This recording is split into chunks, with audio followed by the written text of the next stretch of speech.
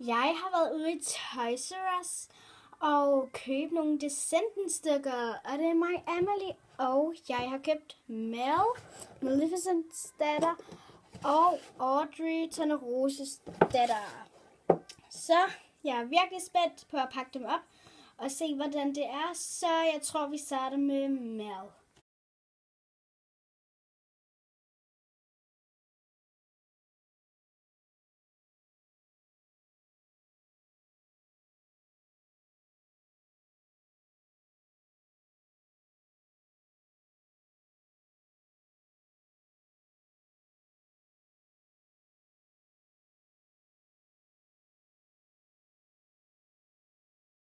Nu er Mel ude af boksen, og hun har sådan en lille magisk fortryllebog, så hun kan fortrylle dig eller sådan et eller andet. Så har hun et rødt lille bogmærke, og der er en lille drage på, som der spyr ud. Og så kan man åbne den, og indeni så er der et klistermærke, et hjerte med drager. Det synes jeg er flot. Så kan man klistre det ind her, eller sådan et eller andet på væggen eller noget. Ja, det synes jeg er flot. Og Mel, hun er simpelthen sej. Hun har verdens sejeste stil. Hun har en flot læderjakke, der er mega flot. Med guldprikker, guldbælte og sådan en lille trekant, som der ligesom bøjer hendes bluse. Og så har hun ærmerne med grøn her, så går det ned, og så bliver der pink. Og det er der også på den anden side, bare med pink. Men så er der bare ikke grøn hernede. Så.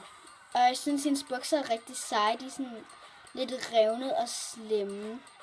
Og så har hun sådan noget sort gennemsigtigt noget lige hernede ved jakken. Det synes jeg synes det er sejt. Jeg synes, hun er rigtig flot. Hun er en af mine favoritter. Og så har hun de her sko med en dragehale og en lille guldkæde og snørebånd. Det der også på den anden. Så kan hun gå. Så ja. Og så har hun også øreringe herinde. Man kan ikke se dem så godt, men det former en drage. Ligesom den på hendes bog. Og hun har brune øjne. Ja, det er Mel. Brune øjne. Og så har hun også lidt make-up på, og hendes øjenbryn, de er lilla. Ja. Og så har hun sådan en lille krave her, med et grønt hjerte, ligesom klistermærket, hvor det er 2 drager bare i grøn.